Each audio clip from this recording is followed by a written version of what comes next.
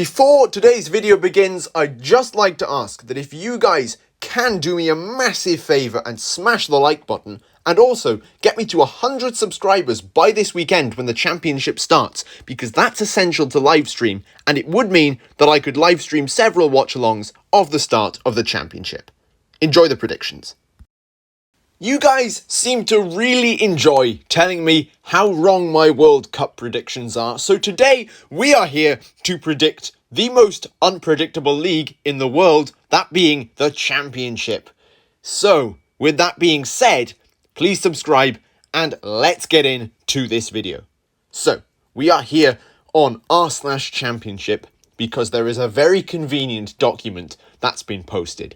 And that means that I don't have to go around making 24 different slides to talk about each team individually. And that's just good news when you don't have much time before the season starts. So, with that being said, let's do this. And first of all, we are asked to choose who I think is going to be the winner of this year's championship. And I'm going to preface this by saying I expect to get a grand 0 predictions right. Because this is difficult. If I do get the majority of them right, then that's pretty impressive. And the same goes for you guys. If you want to make your predictions, then head over to Reddit into r/championship. And there you are. You can do it and see how well you can absolutely hammer my predictions and get them all right for yourselves. So let's go. Without any further ado, I'm going to tell you who I think is going to be the winner of the championship. And unfortunately, yeah, it's not Swansea City, not yet. Not yet at all. I actually think, and surprisingly I'm going to bypass Norwich, I think it is going to be West Brom. I know, a really, really weird decision, considering they didn't even make playoffs last time. From what I've seen, a lot of people are saying they're going to be in a title race. Possibly, yeah, of course, I have them as first. Why do I think they're going to do so well? Well, because I'm going off of what the Norwich fans seem to say. I've seen a lot of predictions saying they're going to be 8th. Do I agree with it with very little transfer action? No, but they're certainly not going to be winning, in my opinion. Of course, usually they will. Of course, Teemu Pukki is a phenomenal striker. He's going to get the goals. Do I think they have enough to win the league again and do what they've been doing reliably?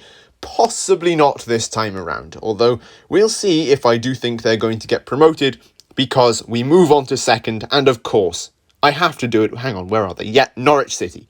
Norwich City, as I've said, they're fantastic. They are the ones who a lot of people are saying are going to win the title, and I do not think at all that that's going to be in doubt in any way. They're going to come second overall and get promoted back to the Premier League. Hopefully, this time around, they don't go ahead and yo-yo their way up and down again. Now, the 4 playoff teams. This is the one that's probably going to annoy a lot of Championship fans, because being like 7th, 8th and 9th, you're still a really good club and possibly in the running all the way up till April or May to get the playoffs.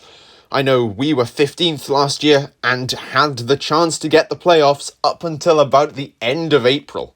So that was strange. If you're anyway between 7th and 9th by the end of this season, I wouldn't be too stressed about it, because you will have a genuine shot at promotion the season after. Anyway, with that being said, let's pick the 4 teams. And the first team that I think everyone knows about is going to be here is Middlesbrough. They're one of the more likely sides to go up. They beat Manchester United, and let that sink in for a moment, last season, and they did really, really well, of course, in that cup run. I don't see why they can't do particularly well in the playoffs. They need an off game if they were to get there, I would say, to not be promoted.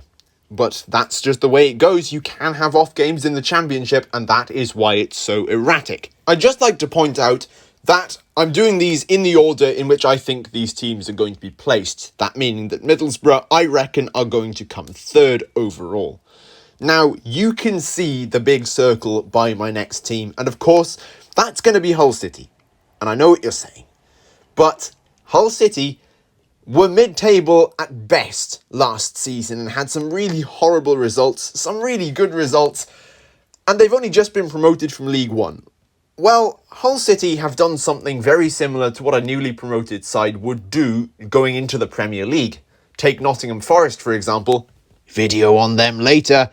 And the fact that they've added so much to their squad. Well, that's what Hull have done. Since last year, they have added so many new additions, so many promising new additions, that if they all click, I don't see why they couldn't be the last team really in this automatic promotion race, and certainly taking at least a spot in the playoffs, whether that be 4th or anyway down to 6th.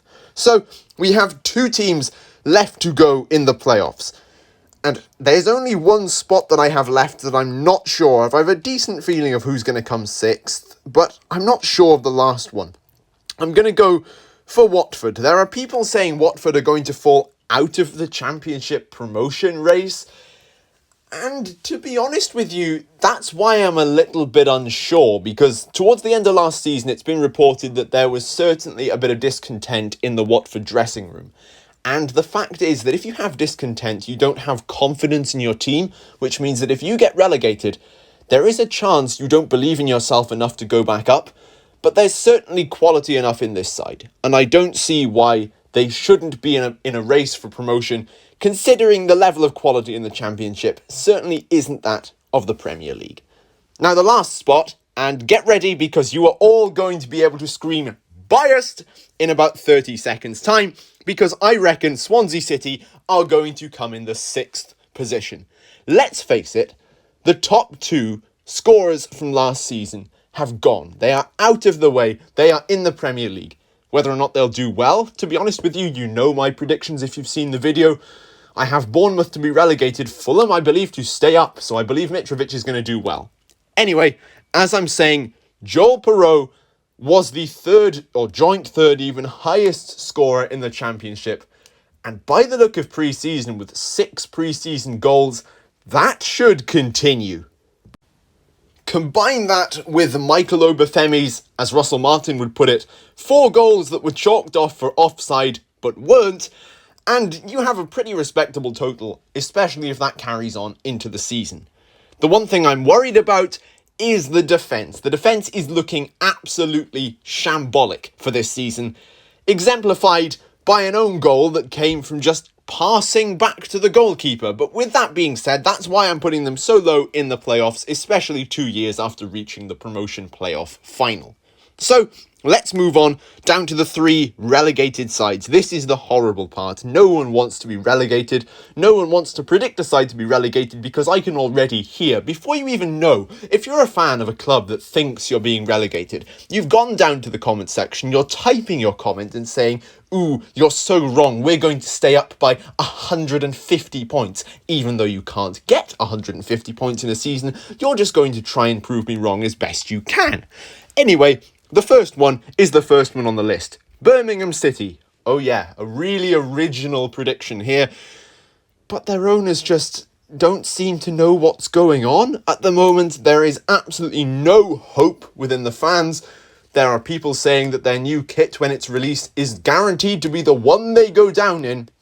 And even though they seem to stay up by the skins of their teeth every single year, I don't see it happening this time. They're not in a good position financially. We saw what happened with Derby. I hope that doesn't happen to any club this season, because getting points taken away from you when you're probably one of the better sides, I'm not going to say the best, but one of the better sides in the league, having to go down, was a little bit disappointing. But as I'm saying, Birmingham City, yeah, you're not really going to be doing the best to put out an image that shows that you're going to stay up this season. Prove me wrong, Birmingham fans, and stay up. In fact, go up, get promoted. Anyway, let's move on to the next club that I think is going to go down, and we have to go the whole way down to the bottom, where we have Wigan Athletic. Yeah, I've made this prediction before in the past, not on YouTube. However, I got a little bit of stick for it. In fact, I remember the comment that was made, "Why us and not Rotherham?" Well, why you and not Rotherham? You might have finished top of the league, League One. You won it, and of course that's granted you a position in the Championship this season. Well, unfortunately for Wigan, there hasn't been much on the transfer front, and that is something that is essential if you want to survive in the Championship. And by not adding to the bulk of your squad, whether by depth or pure quality, it looks severely unlikely that anything good is going to happen for you this season. I hope that Wigan can stay up. However, it just doesn't look likely. And in terms of making a prediction that might well be accurate, this is the one I am most likely to go for here. If you've seen my Premier League predictions, then you know where I'm going when I say second season syndrome is something I truly believe in. And with that, I genuinely think that Blackpool will be the last relegated side. Reading, you guys have really escaped here. Blackpool, of course, were promoted from League One the season prior, and I don't know if they're really going to go anywhere. I mean, if their 5-1 defeat of Peterborough is anything to go by, then they're probably going to be the promoted side, and I'm going to be proven completely and utterly wrong. But I don't see that happening. Again, it's another side who haven't really improved in the transfer market, and if you don't improve after a first season in a league, it's more than likely that you're going to be discovered, as in people are going to know what you're doing and clubs will be able to prepare against you. And with that being said, this is my second season syndrome side for the Championship, much like Brentford in the Premier League. Last up on this list is going to be the top 3 scorers in the league. Now, if predicting where clubs are going to be at the end of the season is hard, then this is impossible. But I think the first one is Teemu Pukki. It has to be. It surely has to be. He almost, they came last, but he put in a decent effort to keeping Norwich up last season. And if he can do that in the Premier League, then relegation to the Championship is surely going to improve his goal total. He's a clinical striker and one of Finland's best, if not Finland's actual best player, so I don't see why someone with such a prominent role in the national side can't do very, very well in the Championship, much like Mitrovic from the last season. If Ben Brereton Diaz or even Emmanuel Dennis were to stay with their clubs, then I could definitely see them getting the second place. But I'm not going to count them for this video because I think they will both be transferred away, considering they're such hot prospects for the next season. I don't think they're going to stay in the Championship at all, in fact, and I reckon they'll move on to more substantial leagues. For that reason, I'm going for, here we go again with the bias card, Joel Perreault. I've mentioned already, he was the joint third highest scorer from the last season in the Championship, and he is the highest one that was left, because the other ones were from Fulham and Bournemouth, both promoted sides. And that's shown no sign of stopping, to be honest with you, with those 6 goals in pre-season. I've already gone on about this enough, so just know that I reckon Joel Perreault will be the second highest scorer this season. Hopefully it'll be enough to take his side to promotion. Now, the last striker that I think is going to be doing particularly well, or even not striker in the case of Maxwell Cornet, if a full-back is going to be scoring all those goals, we're in big trouble in this league, absolutely big trouble. But the last one is going to be Rhian Brewster. He's a phenomenal striker, or phenomenal player overall for Sheffield United, and while I'm not saying that he is going to be the most standout player, I think Sheffield United are going to be such a good side this season who will be in the running for the playoffs, and I actually wouldn't be surprised if they take a space, maybe if Hull's transfers don't click, that if they take that last spot in the promotion playoffs, that I think they've got such a well-balanced side. Their goal output's going to be fantastic, and for that reason, I'm putting in Rhian Brewster not only to top the club's record for goals, or record for the season anyway, but to top the whole Championship for that third place spot in goals scored. Now we've one last thing left to predict, and that's going to be the first manager sacked. And this is, wow, okay, this is not a good thing if your club is sacked first. And to be honest with you, I'm going for Rob Edwards of Watford. He hasn't played a game in a season yet, as far as I'm aware. Correct me if I'm wrong. But I feel like Watford are going to make it this season to do particularly well. But they are going to go through an awful lot of managers before they pull that off. They are a club who like to sack their manager the minute something goes horribly wrong. And if it does, and if they start off with this low boost of confidence, I think that could be the case for Rob Edwards, and he could be the scapegoat for why the initial results don't go very well for Watford. But with that being said, that is the end of my Championship predictions. So if you guys did enjoy this video, please don't forget to subscribe to the channel. If another 60 people subscribe, like I say, I will be able to access live streams and possibly stream some of these matches, particularly during the start and end of the season. But with that being said, I hope you guys did enjoy. See you next time.